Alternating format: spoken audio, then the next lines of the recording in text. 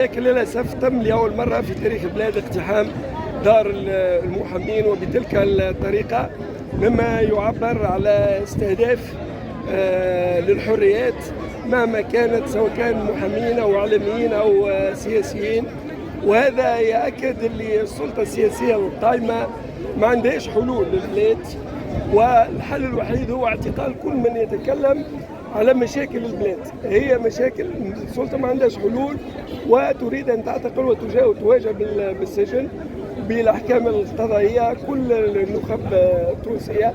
ولكن هذا بالتجربة التاريخية لتونس لن يوقف هذا المد النضالي الديمقراطي الحقوقي القانوني ضد الأوضاع البائسة التي تعيشها البلاد. بالتأكيد، لأنه اليوم الأصل تهدئة الأجواء وإقامة الدليل على أنه ستجري انتخابات حرة ونزيهة، ولكن العكس هو اللي قاعد يصير.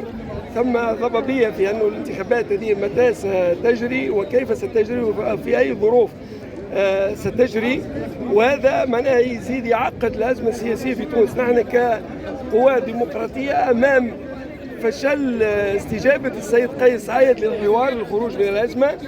قلنا هذه الانتخابات ممكن أن تكون أداة وطريق الخروج من الأزمة إذا كانت شفافة ونزيهة يقبل بنتائجها الجميع، لكن اللي قاعد يصير هو العكس. وحتى هيئة الانتخابات حاولت أن تطمن من هذه الناحية بالقول أنها مش تعطي رزنامة وموعد، ولكن يبدو أنه ثم شيئا ما خلاها لم تفي بذلك إلى اليوم. جبهة الخلاص معنية بالانتخابات الرئاسية إذا توفرت الشروط، وهي تناضل من أجل توفير هذه الشروط، ونحن نناضل من أجل توفير هذه الشروط.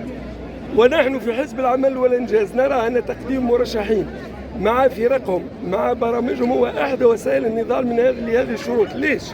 لأنه تقديم مرشحين وأفكار وبرامج تبين للرأي العام بصورة عامة أنه ثم بدائل لكي تسد الطريق على السلطة بأن تتحجج بأن المعارضة والسياسيين ليس لديهم حلول ولا بدائل لقضايا البلاد الحارقة التي تعيشها الآن.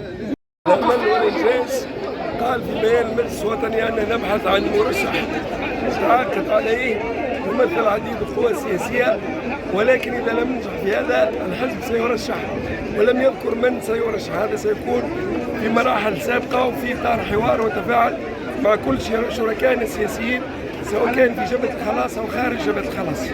يعني نجم العمل والإنجاز يرشح شكون من خارج جبهة الخلاص؟ كل شيء وارد، كل شيء وارد، والمباحثات السياسية لا تزال في أوجها.